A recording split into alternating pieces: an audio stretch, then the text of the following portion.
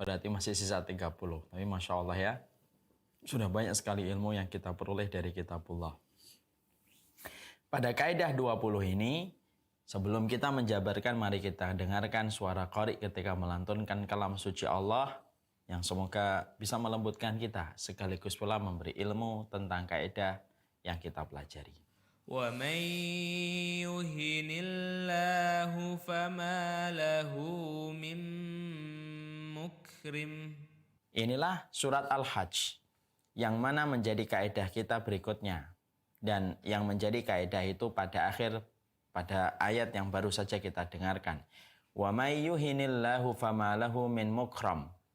Tidaklah seseorang itu ketika mereka telah dihinakan oleh Allah, maka sesungguhnya tidak ada lagi yang mampu untuk memuliakan. Kita pada kaidah yang ke-20 bicara tentang masalah kemuliaan dan kehinaan. Sebelum kita bicara tentang kehinaan, tentunya kita faham. Walillahi la'izzatu walirasulihi walil mu'minin walakinnal munafiqina la ya'lamun.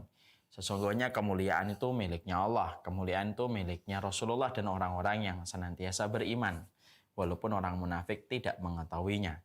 Artinya, siapapun yang telah bersandar kepada Allah, siapapun yang bersandar kepada Rasul ketika mereka beriman, merekalah yang sejatinya mendapatkan kemuliaan pada hidupnya di hadapan Sang Khalik.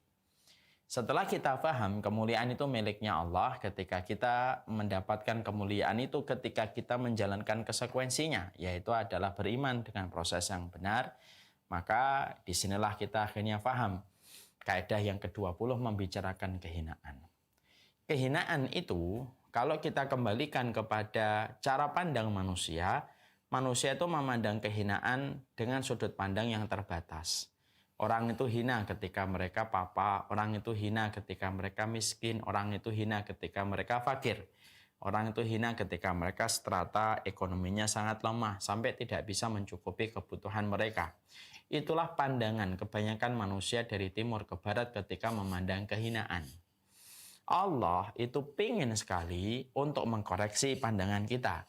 Bahwasanya kehinaan itu tidak ada kaitannya dengan harta. Kehinaan itu tidak ada kaitannya dengan finansial. Kehinaan itu sejatinya tidak ada hubungannya dengan masalah-masalah kebutuhan kita yang tidak tercukupi ketika kita finansialnya tidak banyak. Bukan itu. Tapi di dalam kaidah ini akhirnya kita paham, sesungguhnya kehinaan itu adalah ketika mereka yang senantiasa melakukan perbuatan yang dimurkai oleh Allah, senantiasa kepada mereka yang berbuat kemaksiatan mereka kepada Allah. Sungguh siapapun yang berdosa melanggar batasan-batasan yang telah dibuat oleh Allah, siapapun yang melanggar batasan Allah pada sejatinya dia telah mengenakan pakaian kehinaan di hadapan Allah walaupun tampaknya dia mulia. Makanya ada kata-kata para ulama terdahulu yang sangat indah.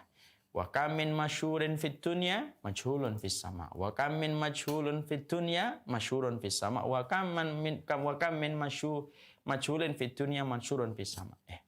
Agak bolak-balik. Saya ulang lagi.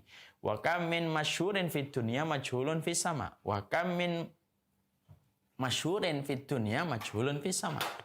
Makanya ada sebuah kaidah yang disampaikan oleh para ulama terdahulu. Berapa banyak orang yang tidak terkenal di dunia ketika mereka bukan orang yang memiliki banyak pengikut, tidak kaya, tidak ada yang mungkin menarik dalam kehidupannya di mata kebanyakan orang. Walaupun dia tidak terkenal, tapi dia menjadi orang yang terkenal di antara penduduk langit karena ketaatannya dan komitmennya untuk meninggalkan larangan Allah dan tidak melanggar batasan Allah.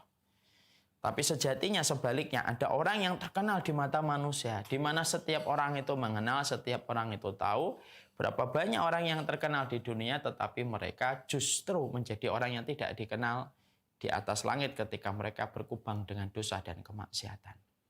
Disinilah paham, konsep langit ketika memandang kemuliaan itu berbeda dengan kemuliaan dalam paradigma orang-orang di bumi. Makanya kemuliaan di atas langit itu dibangun dengan ketaatan. Sebagaimana kehinaan paradigma langit berbeda dengan kehinaan pada paradigma orang-orang di atas muka bumi.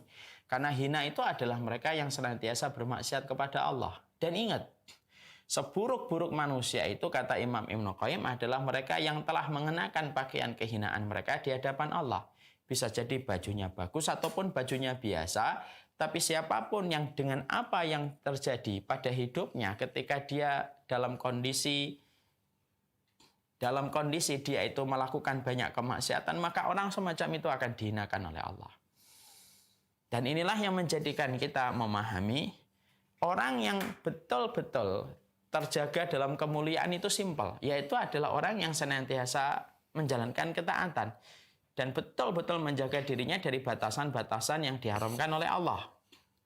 Dan siapapun mereka yang tercebur pada perbuatan kemaksiatan, pada perbuatan dosa, sungguh setiap perbuatan dosa dan setiap perbuatan kemaksiatan itu adalah menghinakan dia.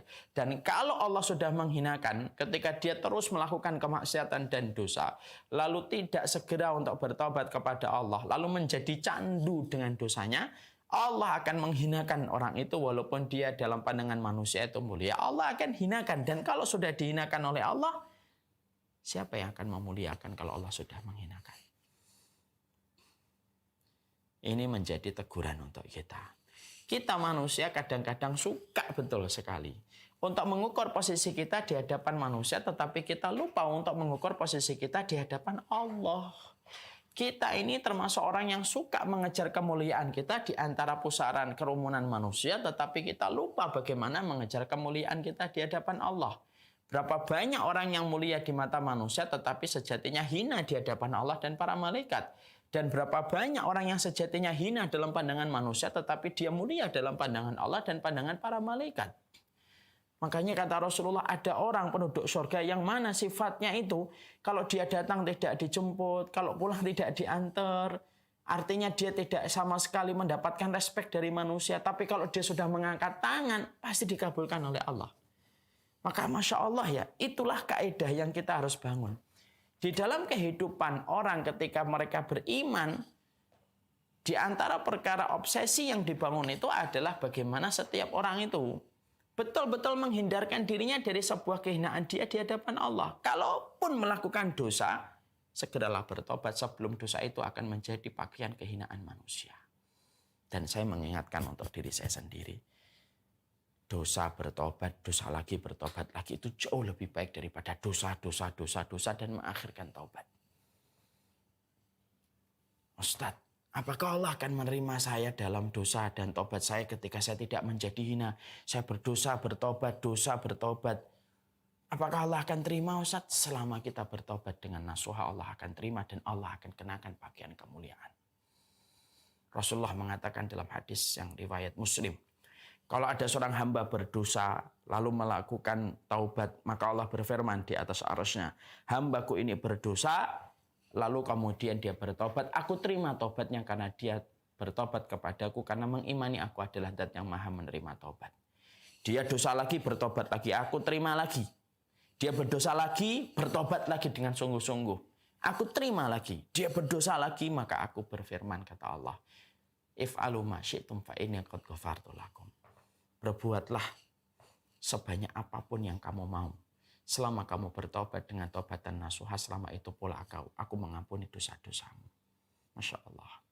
Akhirnya disitulah Imam Nawawi berkata, siapapun yang melakukan dosa 10, Allah memiliki 11 maghfirah untuknya. Siapapun yang melakukan dosa 1000, Allah memiliki 1001 maghfirah untuknya. Nah, ini yang menjadikan kita mengerti, yang menjadikan kita faham. Dosa itu hanya menjerumuskan kita kepada kehinaan Allah. Dan ayat ini betul-betul membuat kita bergetar. Wa may yuhinillah fama lahu min mukram. Siapapun yang sudah dihinakan oleh Allah, kapan seseorang dihinakan oleh Allah? Imam Ibnu Katsir berkata, orang dihinakan oleh Allah justru ketika dia melakukan dosa dan tidak ada komitmen untuk kembali kepada Allah. Kalau sudah kondisi semacam itu, itulah kerugian yang senyata-nyatanya. Kerugian kepada mereka yang sejatinya. Ketika mereka terus melakukan dosa, tetapi dengan dosa yang mereka lakukan, kemaksiatan yang mereka kerjakan, tetapi mereka tidak pernah menghadap kepada Allah Subhanahu wa Ta'ala. Inilah yang menjadikan akhirnya kita memahami betul, kita mengetahui betul bagaimana seseorang di dalam kehidupannya, komitmen untuk membangun kemuliaan itu adalah komitmen ketika komitmen itu meninggalkan seluruh perkara yang bisa menjadikan dia hina. Inilah 3 kaidah yang kita pelajari dalam kesempatan hari ini. Kita mempelajari tentang kehinaan manusia di hadapan Allah ketika dia terus melakukan kemaksiatan tanpa dia berkomitmen untuk meninggalkan dosa itu. Kita mempelajari tentang sebuah kaidah bagaimana walakum fil qisasi hayatu ya ulil albab. Kita mempelajari tentang masalah kisos ketika kisos itu membangun kehidupan bagi mereka yang memiliki akal. Dan semoga semua apa yang kita pelajari pada kaidah-kaidah hari ini itu bisa memberikan petunjuk pada kehidupan kita. Semoga kita termasuk orang yang diberikan oleh Allah kemampuan untuk beramal atas apa yang kita lakukan, atas apa yang kita kerjakan. Semoga hari-hari kita mendapatkan cahaya. Dan cukuplah cahaya itu didapatkan ketika kita selalu bersandar kepada kalam-kalamnya Allah yang sangat indah. Karena sesungguhnya kalamnya Allah itu merupakan mukjizat. Siapapun yang ingin diberikan sesuatu yang luar biasa pada hidupnya, simpel dan sederhana. Pastikan setiap ayunan langkah kakinya berdasarkan kepada tuntunan wahyu dan tuntunan ilahi yang Allah jabarkan secara indah dan apik di dalam Al-Quran menjadi imam pada kehidupan manusia. Semoga Allah senantiasa memberikan keberkahan dalam setiap apa yang telah kita pelajari dan apa yang telah kita kaji. Senang sekali kita mengakhiri kajian kita pada kesempatan malam ini dengan ilmu. Semoga kita memejamkan mata dan beristirahat malam ini dalam kondisi Allah meridhai kita ketika kita telah bertahan untuk duduk walaupun secara virtual untuk mendapatkan setiap ilmu dari apa yang disampaikan oleh Allah. Sekali lagi